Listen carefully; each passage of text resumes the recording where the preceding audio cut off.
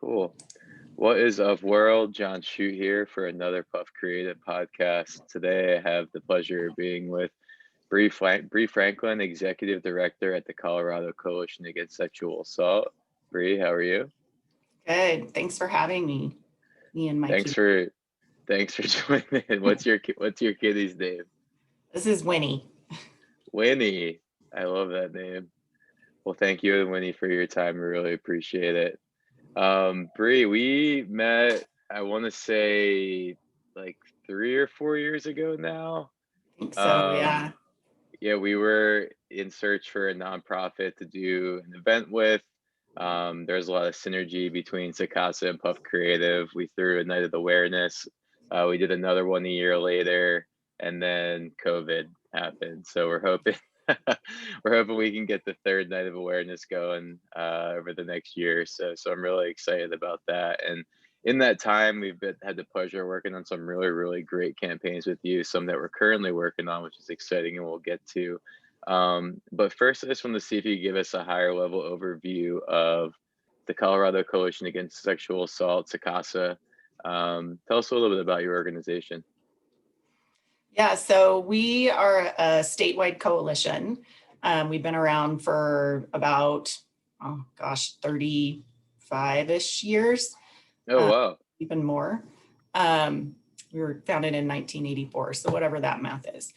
And we do training and technical assistance for local service providers. So our member organizations are like the local rape crisis centers, as well as other service providers who work with sexual assault victims. And then our other arm is that we do policy work primarily at the state level, but we also promote things at the federal level, specifically around like the Violence Against Women Act, and other funding for victims of crime.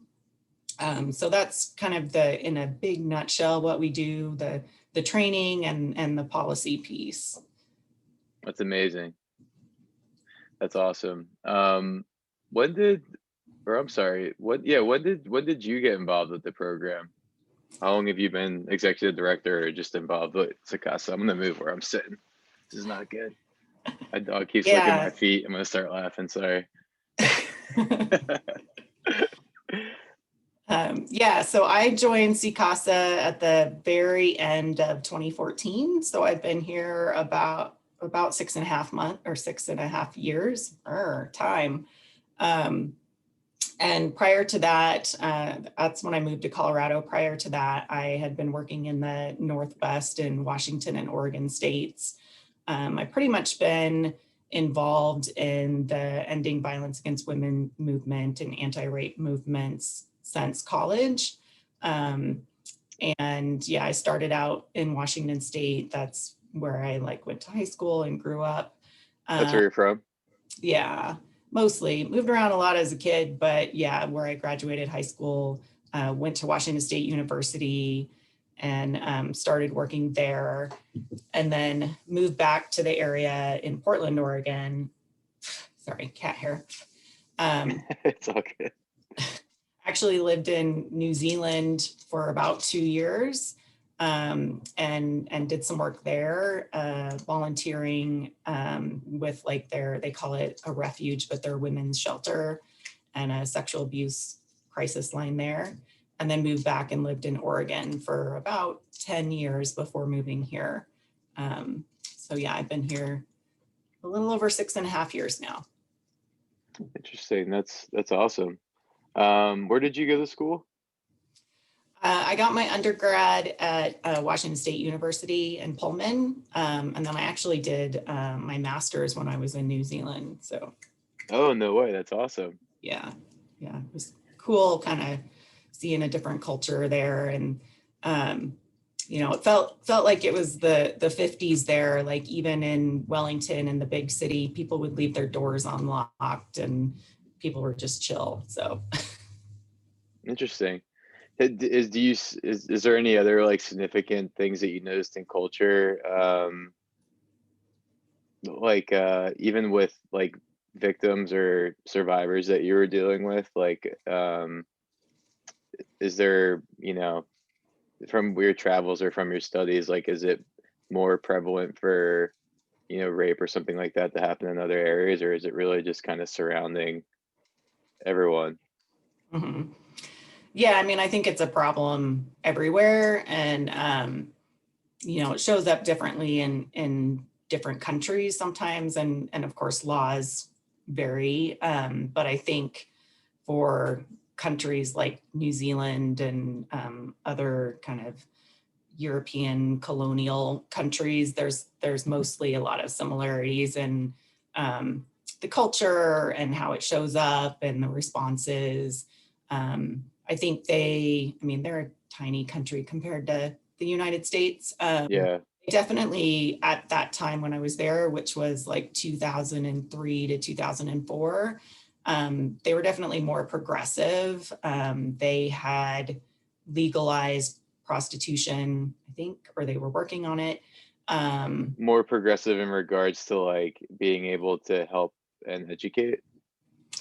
Yeah, so yeah, like with legalizing prostitution, then folks who are prostitutes and are sexually assaulted are more likely to come forward and seek assistance. Where here, like you're a criminal, so can you even sexually assault a prostitute because they're selling themselves?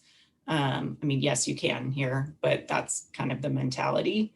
So some differences like that. Interesting. I never thought about it like that before. Yeah. Um, some differences in just like money and support systems. Again, I mean, they're a smaller country, so in many ways it can be easier to do things. In some ways it can be harder. So yeah, it's been a while though, and I'm sure things have changed in the 16 plus years. Is that right? Since I've been there? My God. Well, yeah, time flies, and especially after this past year, like I feel like my Yeah. timing of everything is so off. I'm like, when Yeah. did we meet again? um, very, very interesting. I would say, how important is it, would you say, for there to be, access to educational materials and resources such as CCASA out there? hmm Yeah, I mean, I've been doing this work for over 20 years, and it's easy for me to forget that I think even still the general public isn't necessarily aware of what resources are out there. I don't know if the average person knows that there are rape crisis centers. Um, and certainly the average person doesn't know what all the laws are. Yeah. So for example, this last session, we actually just passed two really significant laws. One eliminates the civil statute of limitations for child sexual abuse. So what that means is previously, so there's two legal systems. There's the criminal and the civil. So criminals where, someone's found guilty and they might go to prison and all of that. Civils where you can sue someone for damages. And previously in the civil system, if you were sexually abused as a child, you had 6 years after you turned the age of majority, so 18, to Wow. to file a civil suit. And what we know is the vast majority of child sexual abuse victims, the average rate for disclosing is in their 50s. So most victims couldn't use, wouldn't use the civil system because they weren't ready to disclose and go through all of that within that short time frame. So Because there's a lot of emotional baggage that's involved with that process, and yeah, makes it I make mean, sense. yeah, like this happens while they're developing, so it has a lot of impact on that. There's a lot of shame and guilt that many survivors experience, even though it's not their fault. They've been told by an adult that don't tell anyone. If you tell someone, something bad's going to happen. So there's a lot of work that they have to do to process and heal from that and figure out next steps. So we have eliminated the civil statute of limitations now in Colorado. I think it's effective next January. Congrats, that's huge. Yeah, so moving forward, sorry, cat hair. Okay. So moving forward, they'll have unlimited time to sue. We also passed another bill which created a new form of action, a new civil tort, so that survivors could sue the institutions, so not just the person who harmed them, because also oftentimes that person doesn't have a ton of money. So yeah, totally. You're not really going to get much out of that unless it's Bill Cosby or somebody like that. Yeah. But now we're actually waiting for the governor to sign it right now. But this bill would allow victims to sue institutions that knowingly covered up sexual abuse. So, we've heard a lot in the last several years about the US Gymnastics, about the Catholic Church, about the Boy Scouts. Like, they knew there were people committing sexual abuse, and instead of getting rid of them, they would just move them around or cover it up. And so this would allow victims to sue those institutions for the harm, that they knowingly caused. So, yeah. It's insane that that's even a thing. Yeah. Like, I can't believe that some of these large organizations that have been around forever, that's their resolution to the problem. Yeah. So how common is it for, you mentioned that folks aren't even aware that there's crisis centers probably in their local neighborhoods or nearby, and resources such as CCASA in their communities. How common is it that just an average human isn't aware how many victims and survivors are even around them? I know personally, I thought that I was aware, and I've always been a supporter of the cause, which is why I was very happy that we collaborated on our event. But after our event and after going through speaking with you and looking at your resources, and then talking to people who attended the event and having people open up to me, even my mind was open more to the reality of a lot of human situations in regards to being a survivor and a victim. Mhm. I'm sure do you see this as well? Just like the average person probably has no idea. Yeah, I mean, I think it was like 2017 where Me Too really, became raised in public awareness, even though stuff's been happening forever. So I think that has helped. People are more aware, but yeah, I don't know that they necessarily know how prevalent it is, and how likely it is that they know people who have experienced it. Our best research, social science research, that's not based on reporting rates, because sexual violence is one of the most underreported crimes. So if you only go off of police reports, you're going to miss a ton. But social science research estimates that an average of 1 in 4 women and 1 in 6 men will experience some form of sexual violence in their lifetime. So, you know people. They haven't Yep. told you, but people. Yep. That's leading into I want to talk about some of the educational resources that we've worked on, and that other campaigns you have, and then also just resources outside that. And I want to start with recently we just collaborated on a sexual assault awareness guide together, and that corresponded with your Denim Day campaign that you do every April. Could you talk a little bit more about Denim Day and also the guide that we produced? Yeah, so April is National Sexual Assault Awareness Month. So nationally, a lot of organizations and states and whatever recognize that and promote awareness around sexual assault. And so Denim Day is also actually an international movement. It was started because in the, I think it was the 90s, there was a case in Italy where a young woman was assaulted by her driving instructor, sexually assaulted by her driving instructor. And the judge ruled that it couldn't have been sexual assault because her jeans were so tight that she would have had to have helped him remove them. So therefore it was consensual. Yeah, craziness.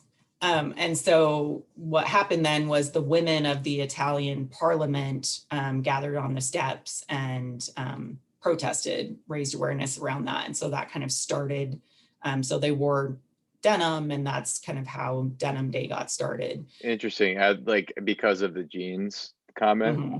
Yeah. Wow. And I never knew that. Yeah, this idea that like just all the kind of myths and misconceptions around sexual assault and how we blame victims and let perpetrators off, and all the different ways that with this particular crime we try to explain it away, whereas we just don't really do that. We always use the analogy of like, if I left my wallet, I have my wallet in my back pocket and I'm walking down the street and somebody steals my wallet, yeah, maybe I shouldn't have had it in my back pocket where it was easy to take, but nobody will blame that person for that. We see that as theft. And yet a woman, can dress sexy. And if she's sexually assaulted, society will come up with all the different ways of why she deserved that and what she did to, make that happen. And then going beyond that, recognizing that sexual violence happens to gender non-conforming individuals and men as well, which is, can be even more nuanced as to how we like frame that and blame victims, et cetera. It's the fourth Wednesday in April every year. And we have piggybacked on international to do Colorado Denim Day. And even before the pandemic, a lot of it's online where we ask folks to post pictures of themselves in denim and talk about why they support survivors, help us raise awareness. And so it was actually pretty natural and easy to transition that to being primarily online during COVID. We used to get nice pictures of, we would have corporations and agencies participate, and they'd, have a big team picture with everybody in their jeans. Oh yeah, I think I remember seeing those. Yeah, now it's all individual screenshots. Yeah. So we have hashtags we use for that to help raise awareness. So yeah, this year, kind of piggybacking on that, we worked with you all to create this guide, which just kind of, again, like talks about some of those myths and misconceptions, and talks about the reality of what happens, and provides resources for folks, both who've experienced sexual violence, as well as for friends and family who are the folks that survivors are most likely to disclose to. So how you can support someone. Yeah, we really enjoyed collaborating with you on that. And on top of the guide, we were able to break down the guide even further into digestible information for social media. What's I know you have a specific landing page for the Denim Day where the guide's hosted. What's the main URL for the Denim Day? Mm-hmm. It's coloradodenimday.org. Great. Nice. I'll be sure to plug that into the podcast description. Brain's not working as well, so folks can access that. What other campaigns are you currently working on that you can share that are good resources for folks? Yeah, so our big campaign that we developed and launched over the past 2 years is called You Have the Right. And the URL is youhavetherightco.org. And the intent behind that is to provide a place where, if you're Googling, I was sexually assaulted, you just want to know some information. There's a map on the page that's interactive where you can find out what services are available in your area. And then the idea around the tagline, "You have the right," is to talk about the reporting options that we have here in Colorado. Because again, like going back to laws and changes, there have been some laws around how sexual assault survivors can report and receive services in Colorado. But again, like your average person probably doesn't know what those are. So provide some of those information. So here in Colorado, you can do what we call an anonymous report. And have forensic evidence collected, so have a rape kit done without having to talk to law enforcement or for them to have your identifying information. And this is important for a couple of reasons. One, and it still happens sometimes because there's even though we do training, there's turnover in service providers. And again, like even ER staff at hospitals sometimes don't know these things. But it happened more frequently where a survivor might show up at a hospital and the minute, once staff found out that they were raped, they would just automatically call law enforcement and be like, "Oh, that's a crime. We got to call law enforcement." And they would come in. And so, we had concerns that survivors wouldn't get medical attention that they needed to treat injuries, to take care of concerns around STIs or pregnancy, because they didn't want to talk to law enforcement. So they would just forego getting medical treatment. So that was a big concern and one of the reasons why we wanted to change the law. And then the other is that, when you've been sexually assaulted, you're traumatized, you're in crisis, it's really hard to make decisions and understand what those impacts might be. Of course. And you just want to take care of yourself. So, and our criminal justice system, your average person, doesn't understand how it works. It's very complicated. So it can be very overwhelming in that moment to be like, I have to report, I don't have to report. Do I want to go through this process? And so victims might choose not to report, but then later down the road, wish they had gotten that evidence collected because then they decide they do want to do something. And we had found kind of anecdotally talking with service providers throughout the state and some of the data we were able to get, that it's usually within 72 hours that victims might decide that they would want to report if they hadn't initially. And unfortunately, you can still do some evidence collection, but a lot of it could be gone by then. So this provides victims the option to go to the hospital to get a rape kit done. That evidence is then stored with like a number because then, chain of evidence has to go to police and they hold it, but all they have is like a number. They don't have any identifying information. So then that gives that survivor that window time to kind of figure out what they want to do for next steps instead of having to make that decision like right then in the moment when something just happened. Yeah.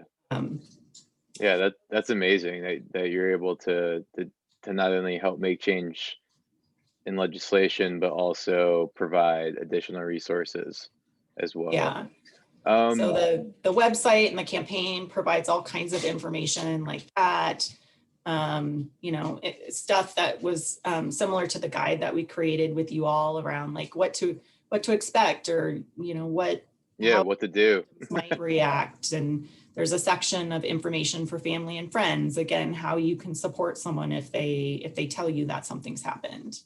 That's so important. For folks that are outside the state of Colorado, would you say would you guide them? Would you say that your resources are helpful to them? or is there other resources that you suggest that maybe they check out? Mhm. I mean, to Like, some does every degree, state have a CCASA, I guess is my question.